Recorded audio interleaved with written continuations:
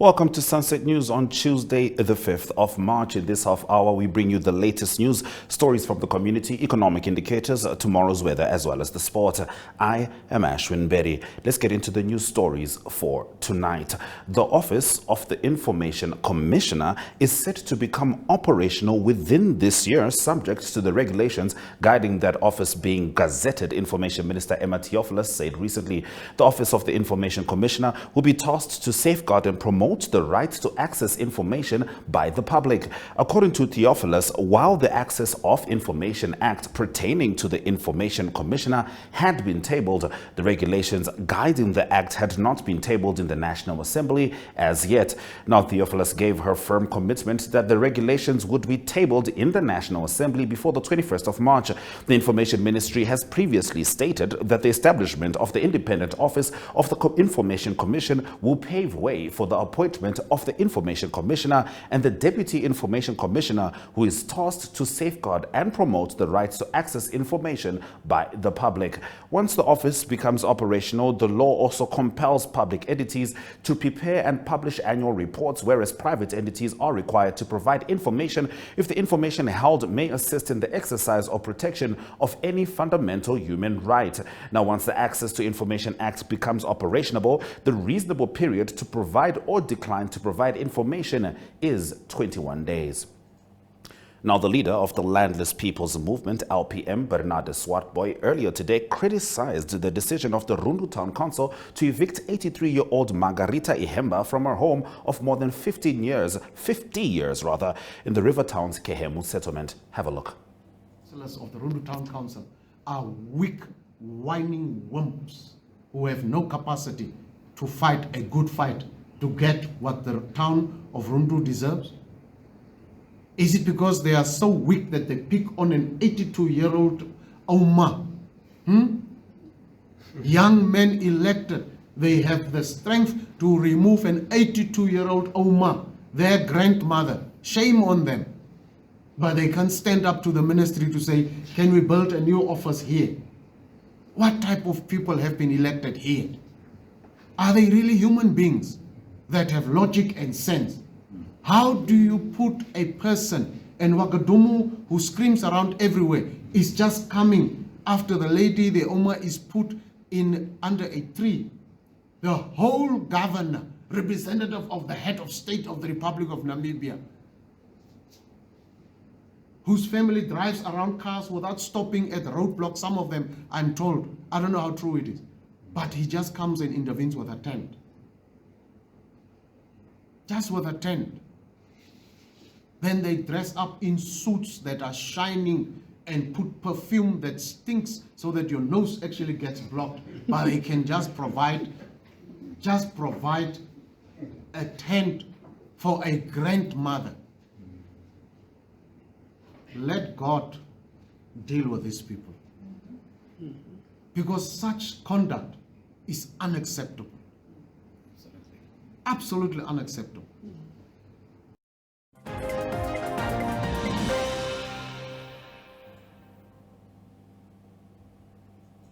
Very strong sentiments from the LPM leader. Moving on, Namibia Wildlife Resort, NWR, announced this morning that it is aware of the fuel issue in Etosha National Park and steps are being taken to resolve the matter. Visitors to the park have complained about a lack of fuel, which makes it impossible to drive through the park. Now, NWR spokesperson Nelson Ashipala explained that Enacon, their third-party supplier, are on their way to Okaukueo to provide an emergency supply, and the situation should return to normal a little later this morning. Now, the fuel pumps are also being attended to and should be running later at their service stations in Halali and Terrace Bay, NWR confirmed. NWR apologized for the inconvenience caused. Now, same with fuel, the Ministry of Mines and Energy has announced that petrol and diesel prices will remain unchanged in Namibia. This is despite rising international oil prices and currency depreciation against the American dollar. Now, in neighboring South Africa, fuel prices increased by more than R1 per litre, but Namibian motorists are shielded, and this is by the National Energy Fund. Algeta Greg shares more. And business proceeds briskly here behind me as Namibian motorists and filling station clients continue blissfully unaware of the impacts of rising international oil prices, we are protected here in Namibia by the National Energy Fund. Ministry of Mines and Energy announced just yesterday that petrol prices, diesel prices will not be increasing tomorrow, Wednesday, the 6th of March, as is the case in South Africa, our neighbor. In Namibia, we are lucky that the National Energy Fund is contributing 124 million to offset increases in the prices of importing the different petrol and diesel products that we use here in Namibia. But in South Africa, the Minister of Resources and Energy announced on Monday that there'd be increases of more than Namibian dollars worth on all kinds of fuel prices here in Namibia. We were also made aware that actually the levy that contributes to the National Energy Fund will be increasing by 50 cents as from tomorrow, but we won't have to feel that impact in our pockets because the fuel prices stay the same, and it will allow the Energy Fund to better protect us, Namibian road users, in the future. Thank you very much.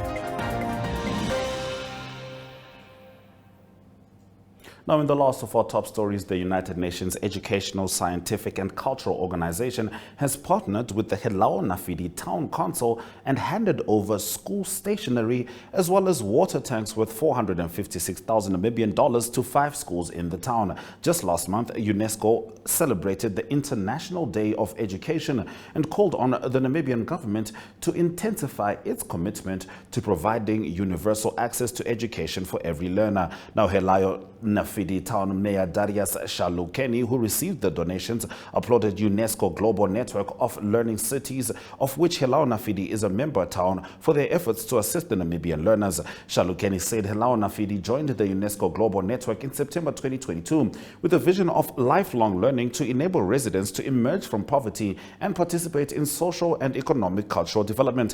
As Helao Nafidi, we represent Namibia on the world map. I stand here with immense pride as we celebrate this a significant step towards educational empowerment for their people and will undoubtedly impact the lives of countless learners and residents, he said. Those have been our top stories. Now, some relief is in sight for our road congestion. This and more in Community Talk shortly. Connection. It's in the human touch, the feeling of belonging. It inspires us and empowers us, creates clarity from complexity. It starts new conversations, unlocks the power of advice, and makes an impact on your life. At Alex Forbes, we pioneer insight to provide you with advice that connects your decisions of today to your impact tomorrow.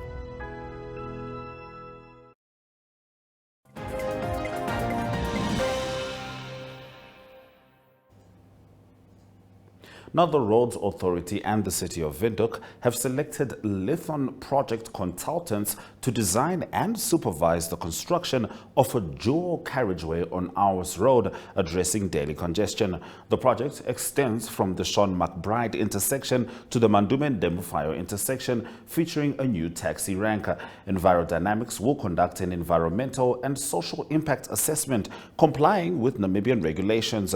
Now, stakeholders are encouraged to register for the project, providing input and concerns for consideration during the assessment. Here is Jerin Hoff with more. Finally, it looks like the congestion faced by hundreds of Ours Road users in the capital on a daily basis may be coming to an end, with the Roads Authority and the City of Windhoek having appointed Lithon project consultants to conduct the design and construction supervision of this traffic-heavy road. The project involves the upgrade of the Ours Road to a dual carriageway from the Sean McBride intersection to the Mandume Ndemufayo intersection, where a new taxi rank is envisaged. Furthermore, Envirodynamics has been appointed to conduct the environmental and social impact assessment for this project in line with the Namibian Environment Management Act and its regulations. In the meantime, stakeholders are invited to register to be part of this project, to raise issues and concerns that should be considered during the assessment, and to receive the findings thereof. Registrations can be sent to stephanie@envirod.com.na, adding your name, phone number, email address, and your reason for interest.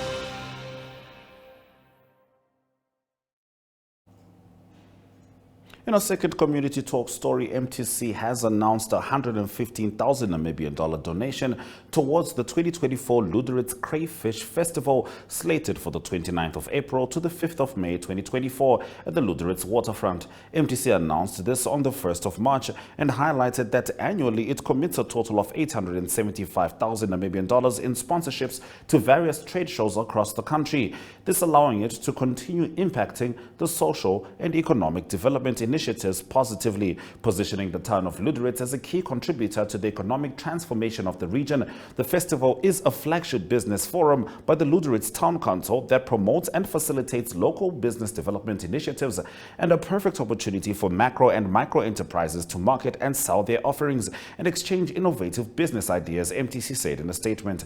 MTC's corporate affairs manager John Ekongo called the festival arguably one of the fastest growing in the country. Now, Namibia's exports ensure 12 billion Namibian dollars in earnings. This update and more in economic news shortly.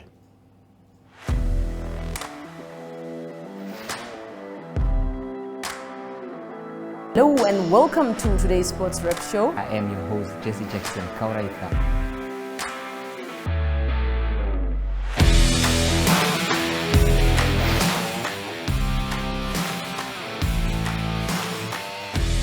In replay, Namibia, who had won the toss for the first time on this tour. Good day everyone, time for international sports news, starting off with tennis news, both on the WTA for women's and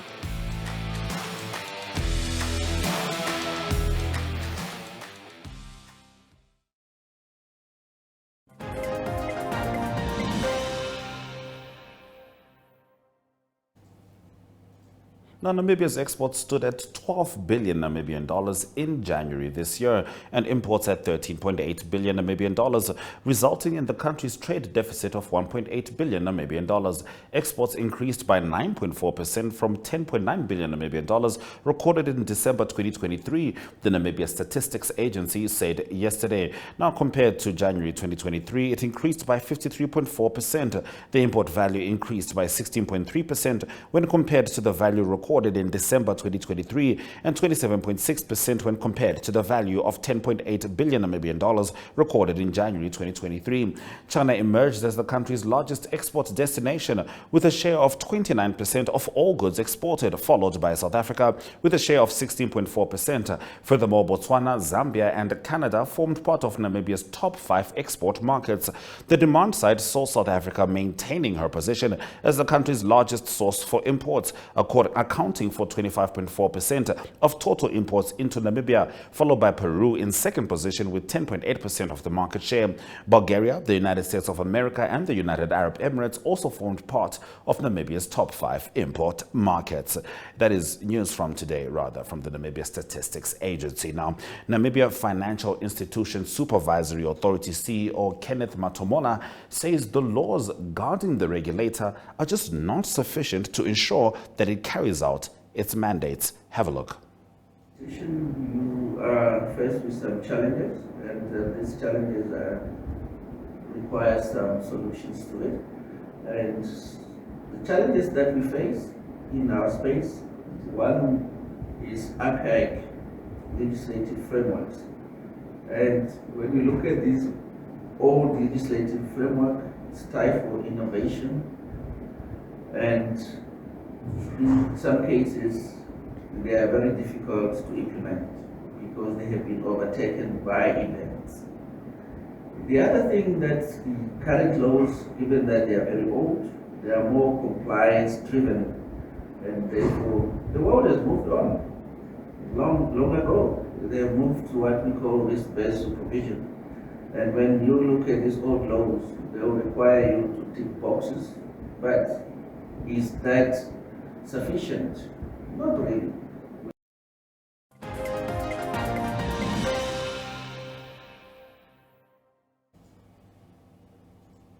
You're still with Sunset News. Let's have a look at the economic indicators. Brent crude oil, copper. So we'll get back to the commodities just now. Let's start off with the exchange rates rather. 18.96 Namibian dollars gets you what? US dollar. 24.04 Namibian dollars means you can get a British pound. 20.57 Namibian dollars will cost you €1. And for one Chinese yuan, that's 2.63 Namibian dollars. Now, gold is currently trading at 2,134.52 per ounce, putting it in the green. However, copper, Brent crude oil and platinum made some downturns, with the most significant downturn being platinum minus 1.22%. In international news after the break, U.S. Secretary of State is in Qatar talking Gaza.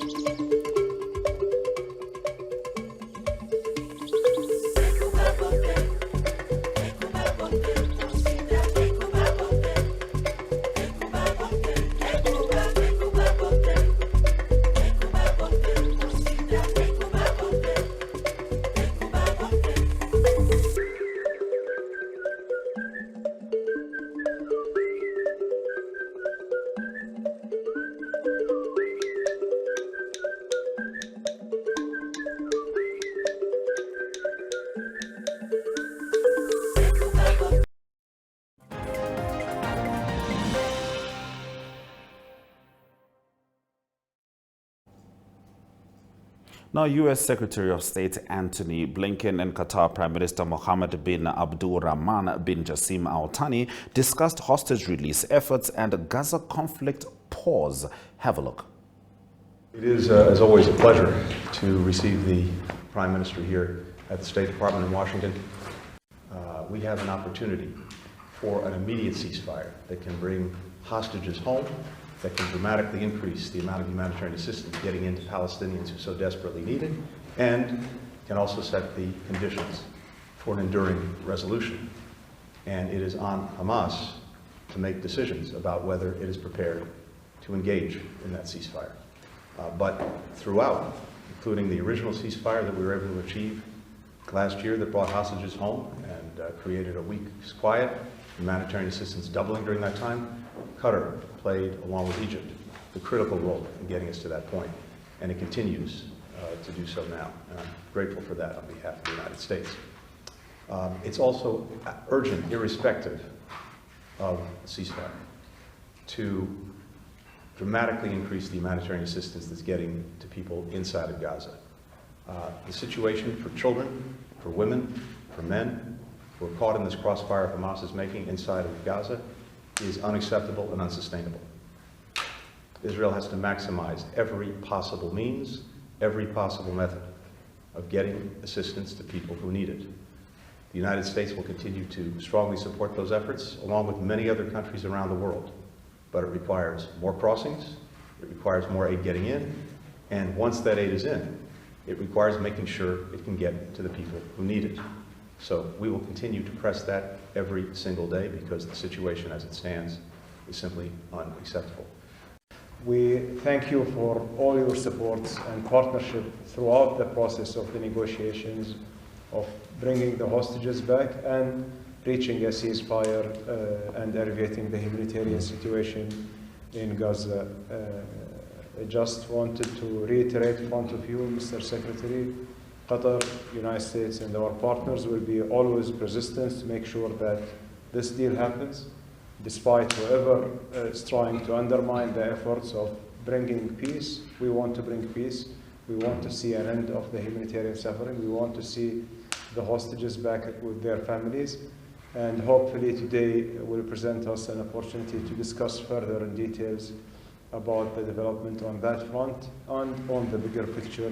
And of course, ultimately hoping to reach a just solution for the Palestinian people, also to get their own state at the end of the day. Thank you very much, Mr. Secretary. Thank you for being a great partner and a great friend as well. Well, thank you, my friend. Thank you.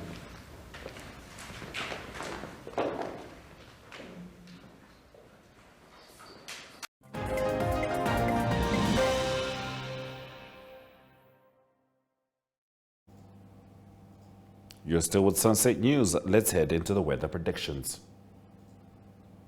The capital is looking sunny along with Omaruru, Oshwarongo, Tsume, Benana, Oshakati and Ruakana. Arguably, it is much hotter in Rundu where they expect a 39 degrees Celsius maximum. However, it is partly cloudy in Rundu, Katima and Hobabis. Sunny across the board, the theme does continue. Of course, slightly cooler conditions at the coast. Minimums of 16 degrees Celsius expected in Henties Bay and Swakop Mund, as well as Rehoboth. Now, Rehoboth will be expecting a 34 degrees Celsius maximum alongside Mariento, and Aranos is just 2 degrees Celsius hotter. Those have been our weather updates. Stay with Sunset News as we get the latest from the sporting world after the break.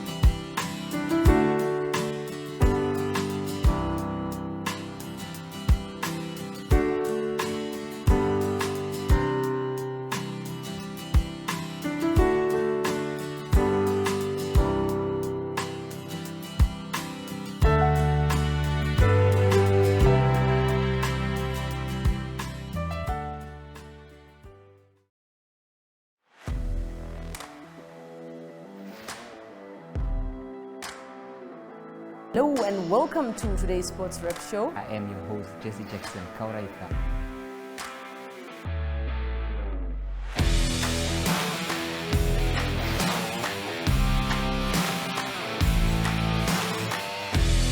In replay, Namibia, who had won the toss for the first time on this tour.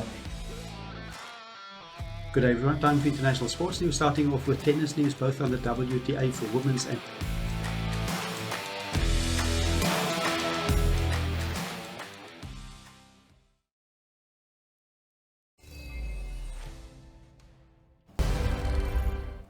Good evening and welcome to the Sunset News Sports section. I am Jesse Jackson Kauraitha.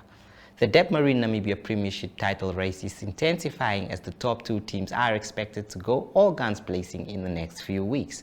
Komba's Nampol FC has found the going tough in the past couple of weeks, which has seen the team dropping to third in the title race over the weekend, while leaders Ongos FC and defending champions African Stars look set for a grand finish in the remaining matches of the season. The police team failed to gain any points this past weekend, adding up to 4 defeats in the space of 1 week, which leaves them chasing the leading pack. These results seem to indicate the police team promoted into the NPFL for the first time is showing signs of fatigue towards the end of the season after having dominated the first leg of the season. Their main goal was to avoid relegation, but experts and the public began to tip them for potentially having a fairy tale end towards the season. Nearly 50 top schools and more than 1,000 athletes completed 4 top honors at the recent prestigious Kuro Podium Grand Finale meeting in Gauteng. Alexandra Shivers from Namibia Windhoek Gymnasium received the Best Junior Field Athlete Award at the Pildish Stadium in Pretoria. It was her performance in the high jump that saw her being awarded in this elite competition. She easily cleared the bar not only to secure gold but also set a new meeting record. In the process, she set 1 but 2 records, adding the long jump record for girls under 15 to her resume. She soared over the bar at 1.75 meters and reached 5.87 in the long jump for 2 fresh entries in the record books. Alexandra only started making history, but she is without a doubt an exciting prospect for the future as well. AC Boxing Promotion announced their first boxing event for the year, which is set to take place on 13 April at the Roman Catholic Church Hall near the Windhoek City Centre. An eagerly awaited highlight will be Walter Kautondokwa, known as the Executioner, who returns to boxing after being absent for about 4 years. That is all we had for you tonight. Good night.